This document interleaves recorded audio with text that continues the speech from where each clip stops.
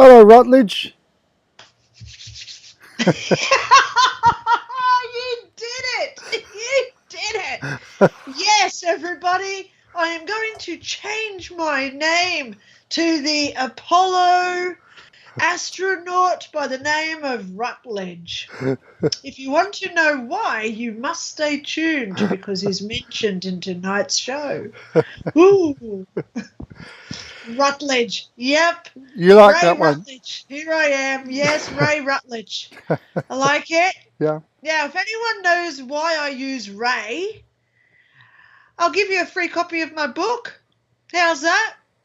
So if you come online and, share why you think I would be called Ray Rutledge, what's the association there? Please let me know and I'll send you over a copy of my book about ghosts so you can have a read. How's that? Straight into a competition for tonight. Mike? There you How's go. that? Yeah. Yay. Well, we got a fun-packed show today. We've got Katerina's Open Door News. We got Yep. an extreme poltergeist, a very naughty poltergeist, scaring the bejesus out of people. Yeah. A time slip, an interesting time slip back into the 50s. I've experienced something like similar to this myself. We got Hannah Moran, the reincarnation of Hannah Moran. Wow, I mean, this was so specific. This is really interesting. And my favourite one, when the birdies came for the young boy in his NDE experience. It's a beautiful, beautiful story. So yeah, it's kind of fun packed. The Open Door News, Linda, went on a bit long this week, but I think it's okay because it was quite a good conversation, and I think people can get a lot. It is, from darling. it. Yes. So there we are. What was this? It is. We've got some interesting stuff coming up for tonight again, as usual, guys. You know, I think we are settling into the hour-long program well now, Mike. You know, we're only going a couple of minutes over, which is what we used to do when it used to be an hour and a half anyway. Yeah. You know, and tonight's news with Katerina, yes, I'm really excited for it, darling. So how about we get into it straight away, because it goes for... We better get into it straight away because we Yeah. do have a lot to get through. So Yes. let's run the Katerina story, and please feel free to comment after. Here we go. Yep.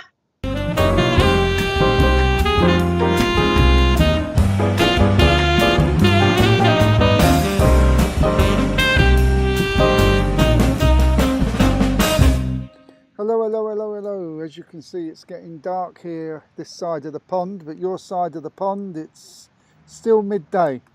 Yes. What's new? What's going on? We got some great stories here today, and one of them about Apollo is quite close to my heart, actually. Again, much to my some people say I've got too much time on my hands, and so I look into all of this. It's a fascinating ruse, is the only way I can put it. But let's see what you have to say. In fact, I didn't even know there was an Apollo 20, to be honest. I gave up a long time ago after I saw what I saw. But yeah, so what else have we got there today on the news? Well, I'm curious what you saw, but Yeah, well, you go down the rabbit hole, my dear, and you don't come out. It just gets deeper and deeper and deeper, believe me. But yeah. All right, here's another ring to the rabbit hole, I guess. Yeah. So in about 2008, it was leaked on the internet. You know, people have tried to debunk it and so on and so forth, but let's shed a little light on it and see what comes out. So there was an astronaut known as William Rutledge, and what happened is he was on a secret mission, Apollo 20, and it was in collaboration with Russia. So the rocket goes up, and lo and behold, they found a lot up there. They found remnants of a city, like it looked like buildings and so on and so forth, and a grid. same as you would find in New York, let's say. And then not only that, they actually found aliens. Bodies of aliens that were just laid out, and they went and examined them, and there was being pictures were being taken, film footage. So they come back, to Earth, and what happened is Mr. Rutledge discovered that all these tapes were going to be disintegrated. So he just asked somebody, he said, hey, can I just take these, as a souvenir? So he got them, I believe they weren't digital, and he got them made into digital files, and he leaked them out into the internet. So as you can see there's bodies of aliens and a city that's above us called Luna, aptly titled, since Moon. Yeah, well, I have no doubt that we went to the moon, but not in Apollo. In the secret space program, I think that's quite plausible. But, when you look at things logical, and not even logical, but rational, and you look at the technology back then, it does seem implausible. Remember, they landed on the moon with no test run. No, they had no idea what 50,000 pounds of thrust descending down on the moon would do. Would the legs of the lunar landing module collapse? Would it sink into the moon? They had no idea. And if people are interested in this, let's say, conspiracy, which I think many people think it is, there's a fabulous documentary called Apollo Zero, and it gives some very, very technical details. In fact, even crazy old Buzz Aldrin there in one interview, I'm not sure if the old mind control program collapsed a little bit there, but a little girl asked him, why haven't we been back to the moon? And he said, that's a very good question. That's not a question a 9-year-old girl should ask. That's a question I would ask, because we haven't been there. Wow. And that's on YouTube. Just type in Buzz Aldrin saying we haven't been to the moon, 9-year-old girl, something like that. So fascinating story. But I think there's the whole thing about the moon is fascinating. This is an unnatural satellite that's been, they believe, towed into place. I mean, it's again, as I said before we come on air here, this is a 2-hour show on its own. So that it's in fact hollow, that like the odds of it coming to be in our orbit and illuminating us is like 1 in a trillion, or even greater. It's still a mystery. Life is a mystery. What's up next, Katerina? What we got next? Indeed. We'll go back to Maine again, from last week. There is, again, in that Der Misericordia, Maine, there was a ship in about the 1800s, mid-1800s, that was fabricated called the Ellen Austin. And it was a great ship, and what happened was it circled, even though it was made in Maine, it would go back and forth from New York to London frequently. So if you notice right there, it would pass through the Bermuda Triangle. And what happened once on its way back from London is it came across another vessel that, looked abandoned, and it was kind of going erratically in the water. So the ship's captain said to some of his crew members, go ahead and board the ship and see what's going on there. And lo and behold, they found the equipment in perfect working order, suitcases, the crew's personal effects, and the ship was unnamed, and there was no crew or passengers on board. So it was an abandoned ship. So the captain of the Ellen Austin demanded that the crew would, follow alongside the Ellen Austin and bring the ship on to safety. Well, a mist happened, so after a few days, the ship vanished from the captain's sight. So, they did not know what to do. But then, lo and behold, it reappeared again. The captain got even more people on board the ship and could not find his original crew that he had sent aboard the ship. So it's been kind of a mystery.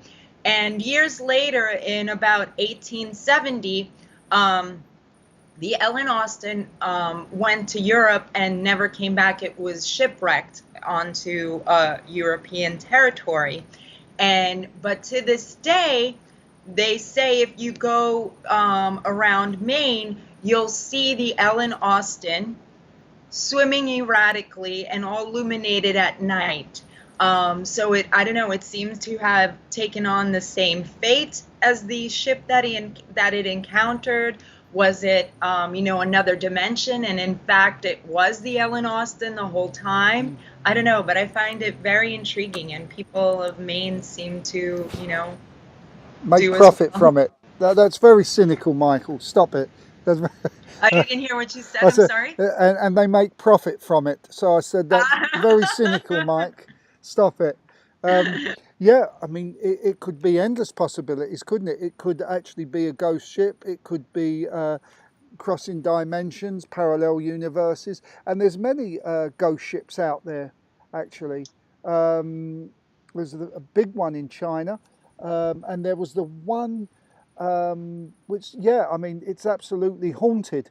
And they have a caretaker on there, and the caretakers keep leaving because of all the banging and the noise and everything that goes on. And we actually showed a segment of that on the show about a year ago. I think people have to remember that the ships, they're made, whatever material they're made from, holds energy anyway. And if it's metal, that comes from a natural resource. If you see how aluminium is made, it's the consequences for the planet. When you see aluminium being produced, it's wild why we still do this. But the point is, it comes from a natural element, and so there is an energy to it.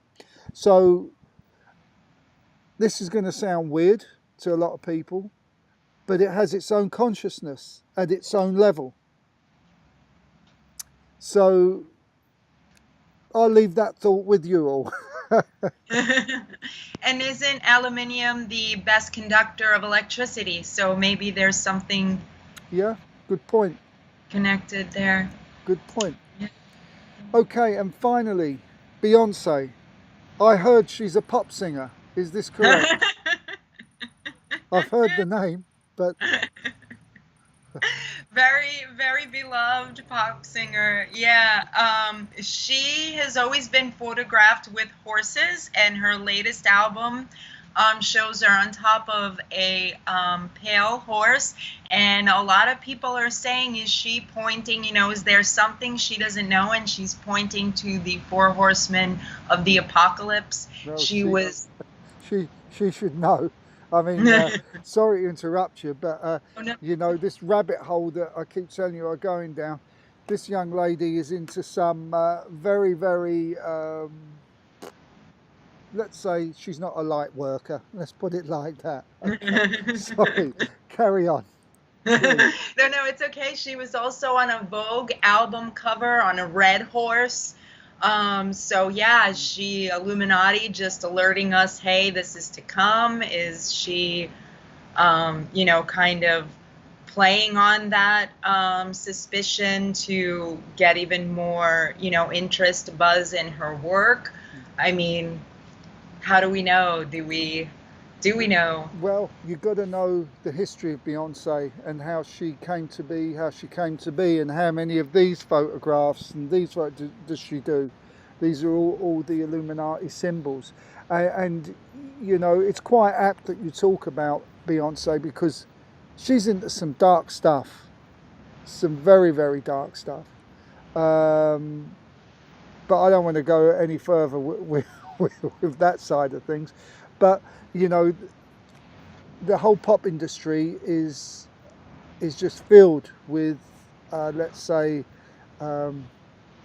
satanic elements, paedophilia, the whole shebang. There's a fabulous book out called something the goings on in Laurel Canyon, something where all these pop stars, and you know, they're all CIA celebrity agents, and you know, they're all placed, and that they work hard, extremely hard for their position, but they are placed.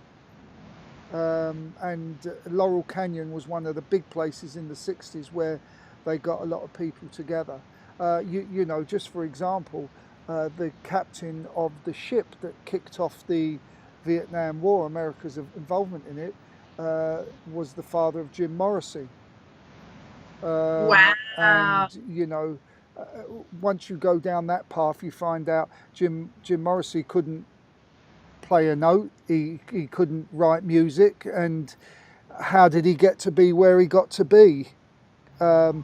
So there's a lot of, and it's very dark, and that's why I've never done a show on it, because it's too dark, and there's no point. So people should do their own research with it. But there you are. I'm doing a lot of talking today in your spot. Oh, no, it's okay. I find it an education. I'm sure others would too. Yeah, no, that's really, yeah, we have to think, like, you know, is, you know, their placement, they're getting their, you know, message across, you know, that's not of the light, of the dark, and they do it in such a subtle way that we're consuming it and we don't know better. Predictive programming. Yeah. Good. Yeah. Okay, Katerina, that's all for this week. We'll be back next week before you take your summer vacation.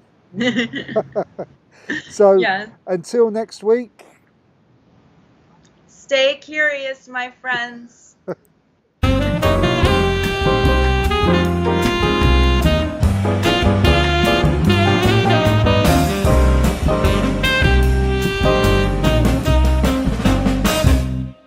I'll say nothing, Linda. I've done too much talking. What do you think? Okay, let me jump in on board then. Okay, let's go then. So, the first one, Apollo Rutledge, Linda Ray on deck. Okay, let's go there. You know, when these astronauts go up, you know, not only do they go through all their training and health regulations, etc., but can you imagine the contracts and the other paperwork that these guys get to sign saying, oh, we'll not disclose what I see once we shut the doors and go into space? You know, there has to be these clauses of, you know, need to know type stuff, confidentiality stuff. So when they do release stuff, you know, we've got to remember here that it is a very big risk to not only these people but everyone they know, family and friends, because, you know, it's like the old mafia thing. You come to me, I will take it out on you and your father and the rest of your grade 8 English class, you know. Oh, my gosh. So, you know, for him to actually come out and share these photos would be extremely risky for him. Okay. Number 2, the Ellen Austin ship. Yeah, this is Stephen King horror story type nightmare of what's out there, isn't it? You know, as soon as I heard Katerina saying about the mist that came in, straight away I'm remembering the fog as well as the mist. You know, there's all these books about the mist that rolls in and everyone goes to zombie land.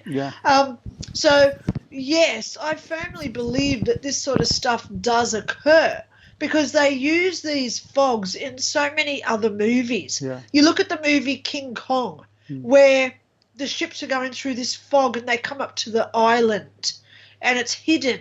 It's like in a time slip of prehistoric. Then we've also got the latest one of Wonder Woman. where her island is hidden by this mist, a fog. So they do give us these little hints. So is there places out there where boats just don't go because there is something there that you just don't want to experience? Dum, dum, dum, dum, dum. Well, You I'm know? sure it's quite likely, because I'm sure if you look at a map that they have given us, I'm pretty sure there's some pieces missing in there that they don't want us to know about. But that's all I'm going to say on the matter. That's exactly right, Mike. You know, not only are you not allowed to fly over Antarctica, but you're not allowed to even go down there. Yeah. So the only reason why we think that the whole of Antarctica is is because somebody tells us that and puts it onto a map. You know, just because they're on an iceberg doesn't mean that they can't be on an iceberg up in Greenland. Yeah. Oh, we're on Antarctica today. Yeah. You know, so how do we know what's real unless we go there and experience it ourselves? Yeah. But I don't think I want to go to the cold. You know, Antarctica with me would not go on too well. No. All right, so we've covered the Beyonce. Ellen. Then we got Yep, Beyonce. now we go to Beyonce. You know, there's something about singers with one name. We look at Cher, we look at Madonna, and we look at Rihanna. Even Adele. Oh, if I dare to put her name into the mix. Because, you know, there is a lot of hidden things going on with these singers that only use one name. Yeah. And you named it, Mike. You know, you actually said when they were talking about how they're placed. Yeah.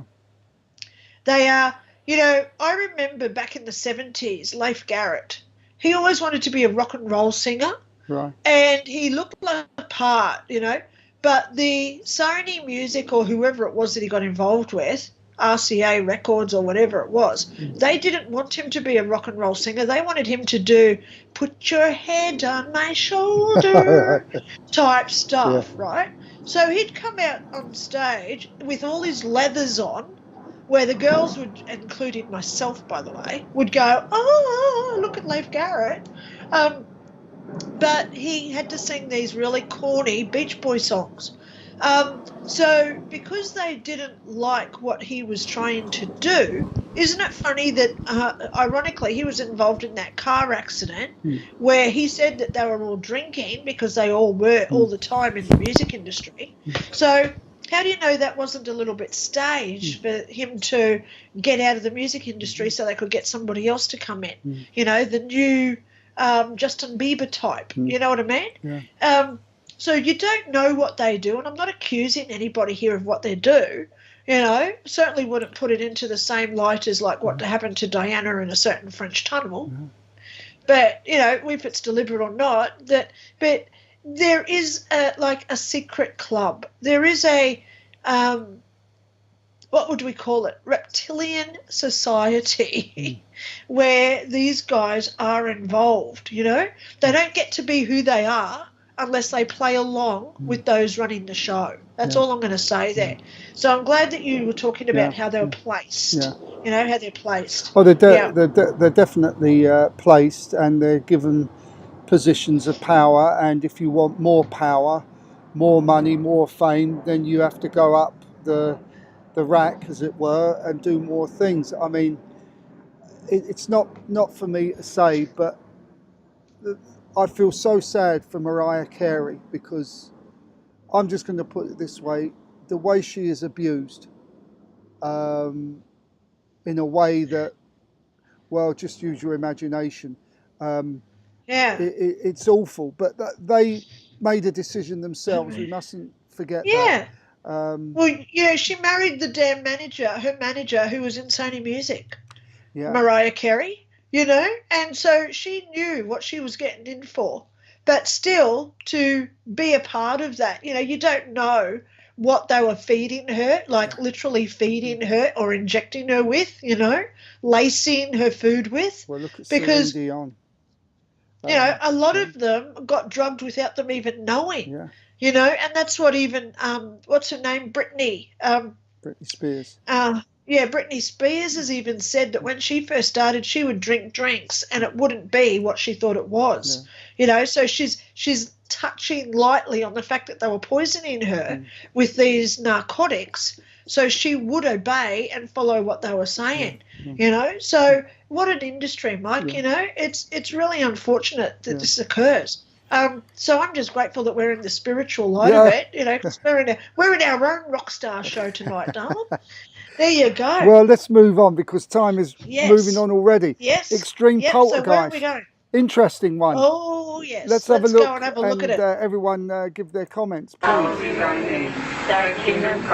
The Warrens feel that some of the most compelling evidence ever recorded has been videotaped by them in this Connecticut home. For months, the family, whose faces are obscured to protect their identity, have been tormented by what they fear is a poltergeist. Ed attempts to communicate with the troubled spirit. 1 knock for yes, 2 for no. Are you a man? Are you a boy? The mother leans against the kitchen table, her hands in full view, as Ed continues asking questions. You want the people in this house to move. 1 knock for yes, 2 for no. Yes. Okay. Who is it that you don't like the most here? Is it? Is it? Is it their father? Is it their mother? Oh my God. Okay. I command you to reveal your identity. Next, Ed decides to confront the poltergeist alone.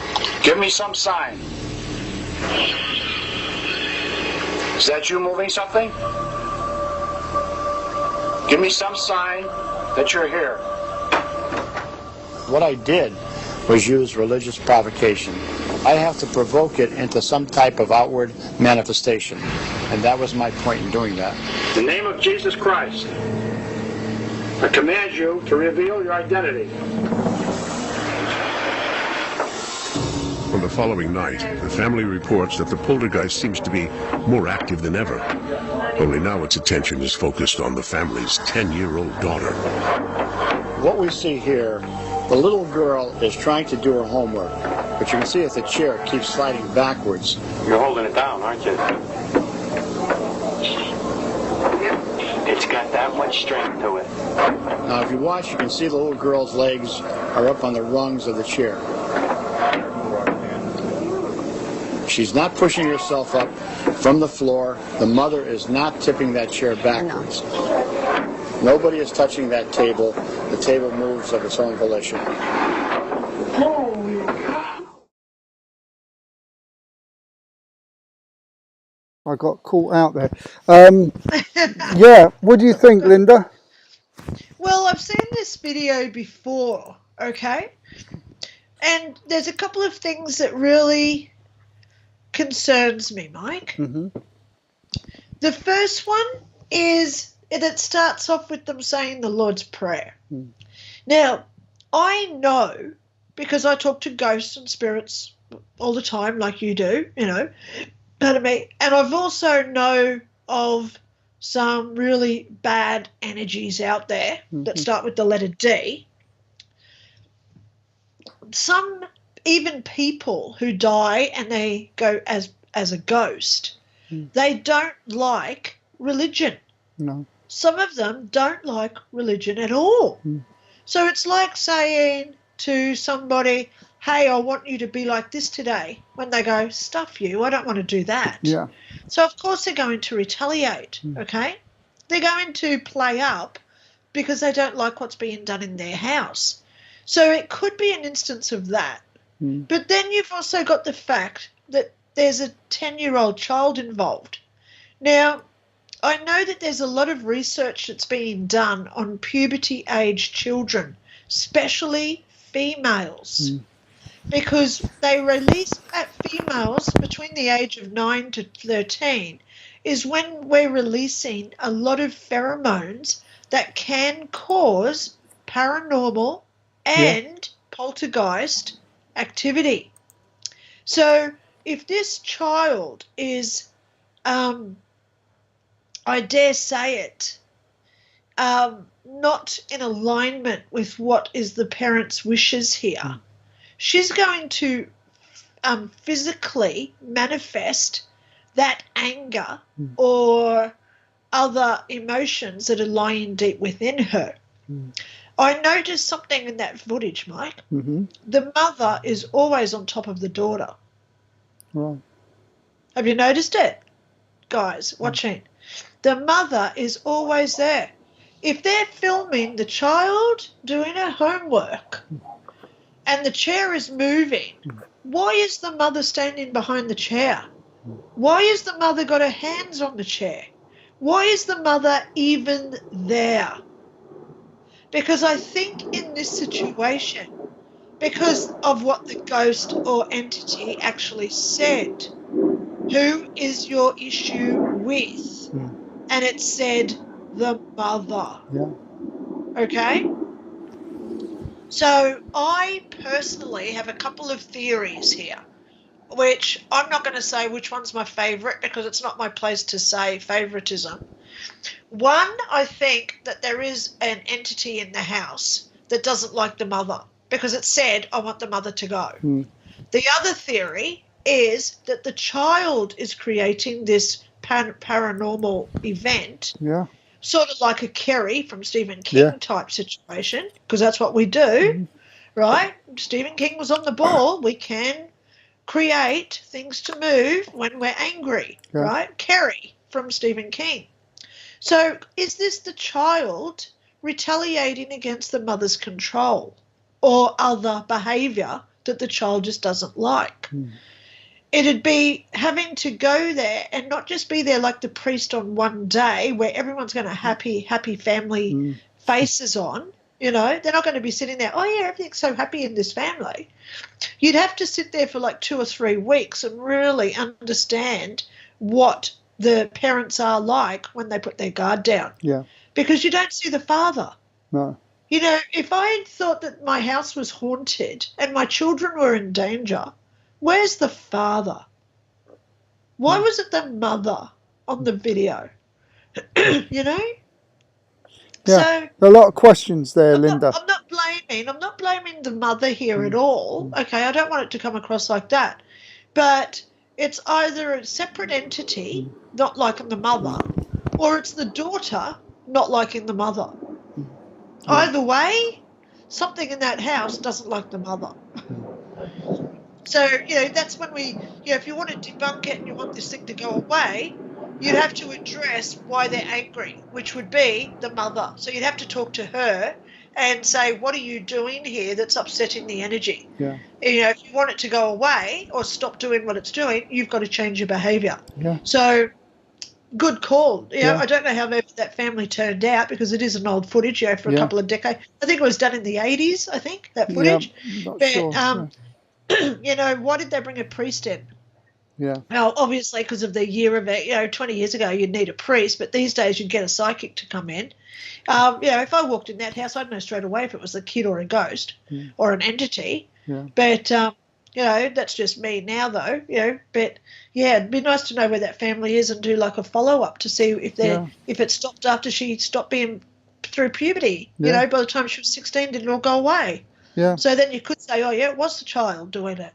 You know, but it's an unfortunate video because I have seen that one a few times, Mike, and it always makes me think, when I look at the mother, I just get these heebie-jeebies from her. Yeah. There really is something about that mum, the same it's the same feeling that I get when I look at the mother of JonBenet Bennett, or JonBenet Ramsey. I mean that little 5-year-old kid that got killed in America. Right. The one doing all the fashion parades, the 5-year-old, on Christmas morning they found her dead. Oh. That mother, she gives me the heebie-jeebies every time I looked at her, something, really weird energy. But not to compare. But, yeah, very, very interesting story. So what do you think, Mike, about that one? I think it's either a very, very elaborate hoax, which I don't think it is. There's certainly an energy in there. It is quite possible, really possible, that the child has manifested this energy from her own volition. I know we can do that. And there was a story of some people who were messing about table tipping, and they wanted to bring someone through called Jack, but Jack never existed, and they were messing about with the table. So Jack did come through and gave them a laugh that they didn't like. So you can very well manifest, but it is a good point that we don't know if this is a good mother, a bad mother, and that this poltergeist was protecting the child. Absolutely. At first glance, it would look like naughty poltergeist. What are you doing? But it could be the spirit of a young person that wants to protect the child. That we'll never know. But what we do know is that there was energy shifting tables and chairs around. Oh, yeah. And funny, Mike, neither of us is saying that was a hoax. Yeah. When I saw that table move, it's like, yeah, baby, bring it on. I want to see more of that. I mean, the only thing is you can't see the end of the table if somebody else was pulling that. But with all the other evidence that we saw, it's reasonable to assume that table wasn't being pushed, which just goes to show you how powerful spirit is and why you shouldn't mess about with them. Because if they can shift that heavyweight table, imagine what they can do with a coffee table, like when I do the table tipping. I mean, John could throw that table right across the room with a blink of an eye. So this might be a good time, Mike. I'm going to go there because you don't know I'm going to say this. Go on. Guys, Mike and I were discussing off air. Mike wants to start doing table tipping sessions live with people.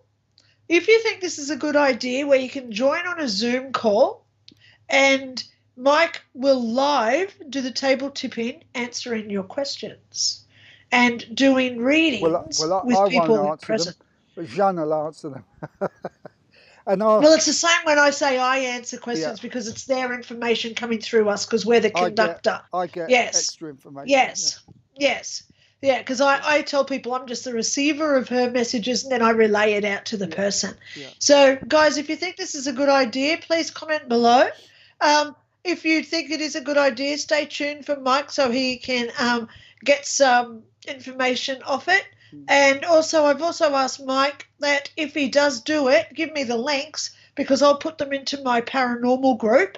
It is a Facebook paranormal group. So what I'll do is I'll comment the link. So if anyone does want to join my paranormal group, because then whatever Mike does, I always share it in there anyway. I like sharing his Jean messages that he gets, etc. So it's a good way of staying up to date when he's got new videos out, etc.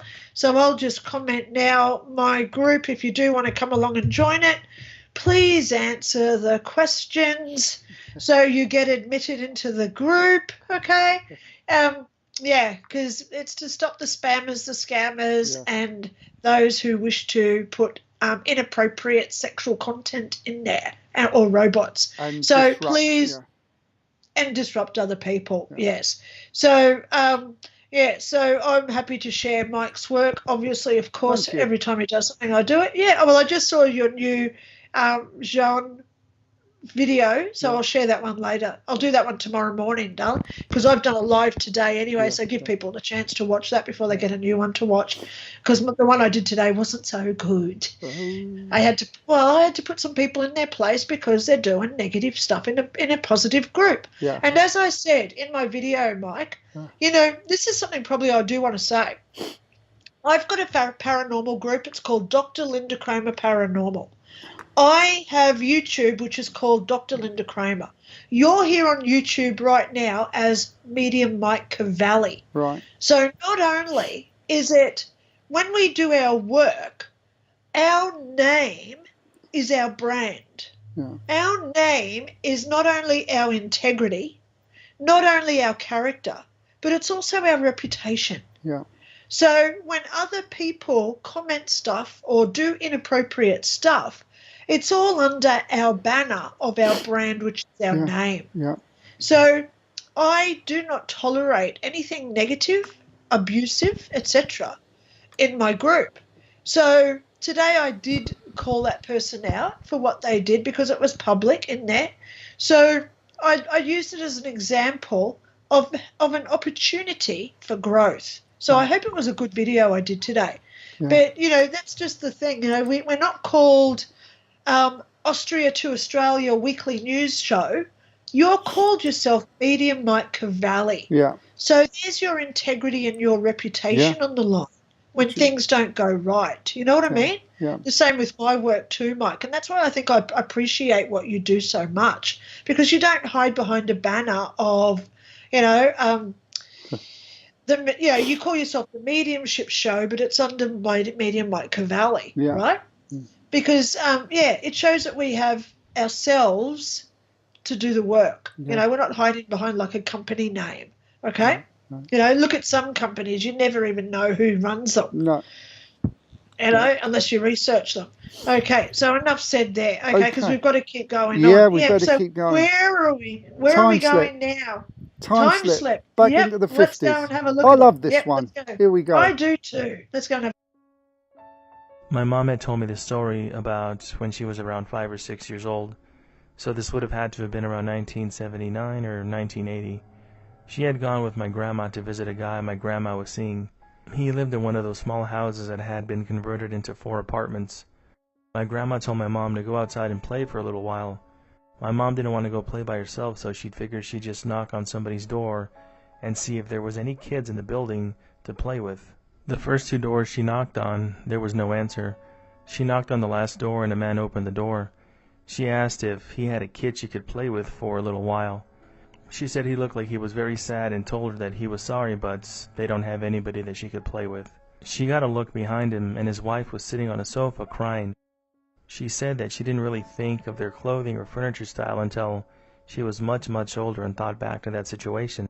But he wore a suit and a hat that was dated to around the 1950s. And the room looked like it could have been straight from the 1950s as well. In fact, everything about them, the way they dressed and everything that was in that house, looked like it came straight from the 1950s, not from this era at all. She said she had that feeling that you have as a kid sometimes when you accidentally walk into a room and the adults are having a very serious conversation. She apologized and smiled and wished them well, and she went outside and played by herself until my grandma was ready to go. On the way home, she told my grandma about all of this and got in trouble for lying because my grandma said that nobody lived in that apartment and hadn't lived there in years because it needed remodeling. After talking about it together, we think the couple had lived there during the 1950s, and unfortunately, they lost their child. Oops, wasn't that very similar to the couple that bought a house in Tasmania and the house was empty? And they were driving actually down their path and they saw this old guy digging up potatoes. And they thought, bloody cheek, what's he doing in our garden digging up potatoes? But when they got closer, I mean, I'm paraphrasing all of this, there was no one there. And one particular daughter would walk past a room and see this old couple, and she was in the rocking chair and he was sitting next to her, attending to her. So again, this is a similar story here, I think. Yes. What do you think? Yep. Well, funny thing, Mike, last night after school I had to take my daughter to a career expo at the school. There I met one of my daughter's friends' mothers. So if you follow that, it's my daughter's friend's mother. I said to her, how you going? And she said, something really weird just happened to me. I don't want to tell you here tonight because I think I'm going to go and see her and I'll get a recording of what happened to her so we can have it in our show, Mike, okay, as a time slip. It just happened here last week. It was a time slip. So, this is a woman who's a nurse. She's very much corporate in the government thinking of life, if you know what I'm talking about here. A left-brainer. So she's a left-brainer, right? But for her to come out and say that to me last night, I thought, I need to get her on tape talking about that. So I'll try and wrangle something in the next few days. So hopefully we can get it on next week's show. Right, Where that'd be even good. if I just write down what happened, so then I read it out on the show. Yeah. Okay. Yeah. So yeah, time slips. Yeah, she actually said to me, "Are time slips becoming more normal now?" I would say You know? so. Yeah. I think it is. There's more coming out, Mike. There really is. Yeah, as because the veil it's is really is interesting. separate. And- As the veil yes. that separates the two worlds is becoming thinner, and more of these Yes. dimensions are beginning to crash into each other. I mean, we don't Yes, know. I know. Is it CERN contributing to this? Is it the natural process of the universal world? We don't know. Yeah. Do we need to know anyway? I mean, Well, if it's CERN, I think we need to know. If it's unnatural, Yeah. if it's unnatural, I'd like to know Yeah. who's stuffing us up. yeah, You know, if it's UFO interference, yeah, I'd like to know who's stuffing us up. yeah. You know. But if it's natural, yeah, then good. Let's just accept it as being part of our experience. But if it's deliberately being done to us, then that's a concern for me. Yeah. Yeah. Yeah. Wow. Okay. Anyway, honey, we'd better get into birdies. No, Hannah. Oh, we're doing Hannah Monsieur. next. Okay. Yep. Okay. Okay. Yep. A beautiful bring it on. reincarnation. Very, very Yes. remembered hell of a lot here. Let's have a run of this and Yeah, let's have a look. Yeah. Yep. 3. Hanan Mansour, Lebanon. Hanan was born in Lebanon in the 1930s. When she was 20, she married Farouk Mansour, who came from a wealthy Lebanese family. The couple had 2 daughters named Leila and Galada. Shortly after having a second daughter, Hanan developed a heart problem, and her doctors advised her not to have any more children. However, she did not heed the doctor's warning and had a third child, a son, in 1962. In 1963, Hanan's health started to deteriorate and she started to talk about dying. Hanan's husband Farouk said that Hanan told them that she was going to be reincarnated. This was 2 years before her death. When she was 36, Hanan travelled to Richmond, Virginia to have heart surgery. She tried to telephone her daughter Leila before the operation but couldn't get through. Hanan died of complications the day after surgery.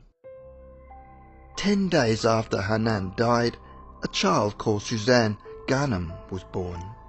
Suzanne's mother told Ian Stevenson, a psychiatrist from the University of Virginia and an authority on reincarnation, that shortly before Suzanne's birth, she dreamed she was going to have a baby girl. She said that she'd met a woman and we kissed and hugged. She said the woman was about 40 and said, "I am going to come to you." Later, when she saw Hanan's picture, she thought it looked identical to the woman in her dream. Suzanne's mother went on to give birth to a baby girl. One day when Suzanne was only 18 months of age, she picked up the phone and said over and over, "Hello Leila, hello Leila," again and again. The family had no idea who Leila was. As Suzanne got older, she was able to explain that Leila was one of her children in her previous life, and she was not Suzanne, but Hanan. The family asked, "Who is Hanan?" Suzanne replied, "I am still too young, but when I am older, I will tell you." As she got older, she was able to name her children in her previous life, and the name of her husband, Farouk. She was also able to name her parents, her brothers, and even 13 names of her relatives in that previous life. Suzanne's parents decided to try and locate their daughter's past life family. Inquiries were then made in the town where the Mansours lived. However, word had got around where the Mansours had heard about the case and decided to visit Suzanne and her family. The Mansours were initially sceptical about the girl's claims, but became believers when Suzanne identified all of Hanan's relatives and accurately named them. Suzanne also told them that prior to her heart surgery, Hanan had given her jewels to her brother Hercule in Virginia, and that Hanan instructed her brother to divide the jewelry among her daughters. This was later verified. When Suzanne was 5, she would call Farouk 3 times a day, and when her family visited the Mansours, Suzanne would sit on Farouk's lap and rest her head against his chest. Even when she was 25 years of age, Suzanne would still telephone Farouk.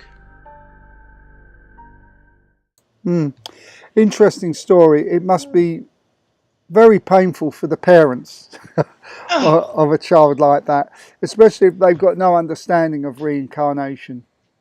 But Yeah. very, very clear this child knew who she was. So, yeah. Would you reckon? Yeah, it would be hard. You want to, as a parent myself, you go through these stages with babies and you go through that goo-goo stage Yeah. where it's so cute to go, oh, cutie, boop, boop, boop, boop, cutie pie, But imagine a child straight away learning to talk and saying, stop doing that, please, because I'm a 36-year-old that's older than you. Yeah. Oops. Yeah. So there goes all that baby, toddler, Yeah. next stage of milestones that you really wanted to share with your child. Yeah. Oh my gosh, it would be so weird. Yeah. Really weird it would be.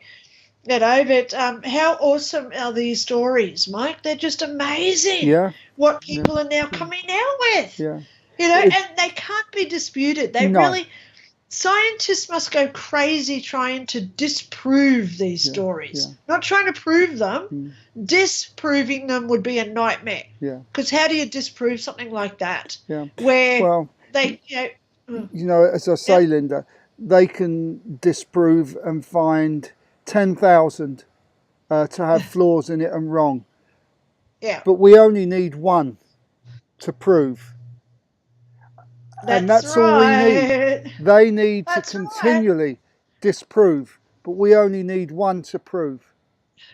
And That's exactly right. And then it's then a willful choice to be in denial. Yes. So. Oh, it's all good, darling. Okay. I'm just so happy with how we now live in an age of the internet where we can share this stuff. So, as more people start waking up to the meta science world, that there is something out there that we can't prove. Yeah. It's like a religion, but it's not religion. Yeah. But the more people that are starting to wake up to it, this is just amazing. It flows me every day. It doesn't throw me, it flows me because it's energy, and I just get such a whoosh from it. Yeah. It's amazing. I love it when I hear stories like these. To put it in perspective before we move on, can you imagine? Now, my mother's name was Olga, and in a fictitious story, but imagine my niece as a baby girl, and this girl gets to about 2 years age and she keeps saying, Olga, Olga, Olga, and then picks up the phone and say, is that you, Albert? Is that you, Albert? My dad. So if you put that into your own life and add perspective, it's mind-blowing. It really is. Yeah. It really is. Yeah. Well, wow. Here's something that's mind-blowing. The birdies. Oh, yes. The birdies. Yeah. I mentioned it last week. The birdies are coming for me, and the birdies have taken me. It's a beautiful story. It's a beautiful story of how children perceive life. So let's take a look. Here we go. It seemed like forever since I had left for my business trip the day before. Finally, at 2 o'clock that afternoon, our son regained consciousness and sat up uttering the most beautiful words I have ever heard spoken. He said, "Daddy, hold me," and he reached for me with his little arms. By the next day, he was pronounced as having no neurological or physical deficits, and the story of his miraculous survival spread throughout the hospital. You cannot imagine when we took Brian home, we felt a unique reverence for the life and love of our Heavenly Father that comes to those who brush death so closely. In the days that followed, there was a special spirit about our home. Our 2 older children were much closer to their little brother. My wife and I were much closer to each other, and all of us were very close. Brian usually spoke in small phrases, so to say a large sentence surprised my wife. She sat down with him on his bed, and he began his sacred and remarkable story. Do you remember when I got stuck under the garage door? Well, it was so heavy and it hurt really bad. I called you, but you couldn't hear me. I started to cry, but then it hurt too bad. And then the birdies came. The birdies? My wife asked, puzzled. Yes, he replied. The birdies made a whooshing sound and flew into the garage. They took care of me. They did? Yes, he said. One of the birdies came and got you. She came to tell you I got stuck under the door. A sweet reverent feeling filled the room. The spirit was so strong and yet lighter than air. My wife realized that a 3-year-old had no concept of death and spirits, so he was referring to the beings who came to him from beyond as birdies because they were up in the air like birds that fly. What did the birdies look like? She asked. Brian answered, they were so beautiful.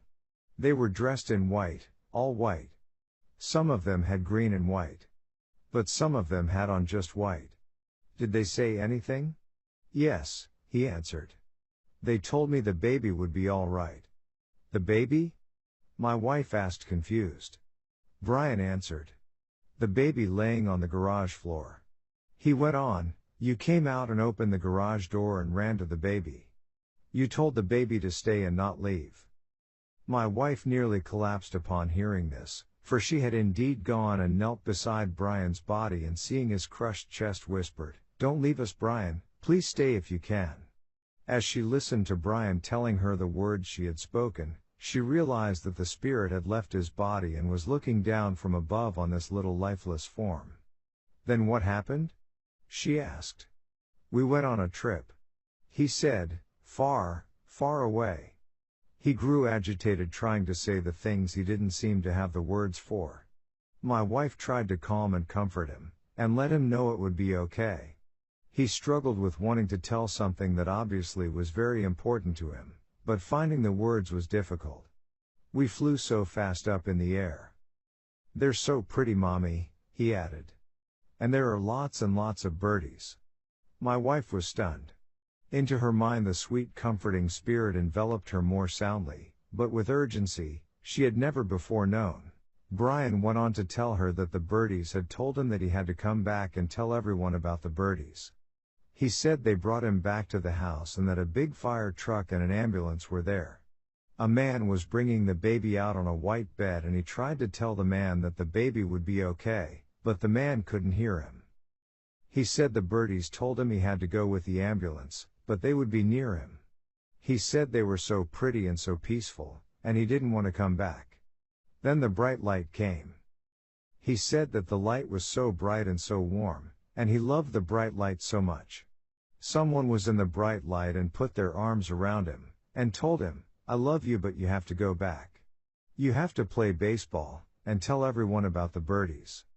Then the person in the bright light kissed him and waved bye-bye. Then whoosh, the big sound came and they went into the clouds. The story went on for an hour. He taught us that birdies were always with us, but we don't see them because we look with our eyes and we don't hear them because we listen with our ears. But they are always there, you can only see them here. He put his hand over his heart. They whisper the things to help us to do what is right because they love us so much. Brian continued, stating, I have a plan, Mommy. You have a plan. Daddy has a plan. Everyone has a plan.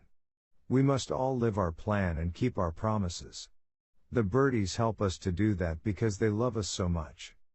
In the weeks that followed, he often came to us and told all or part of it, again and again. Always the story remained the same. The details were never changed or out of order. A few times, he added further tidbits of information and clarified the message he had already delivered.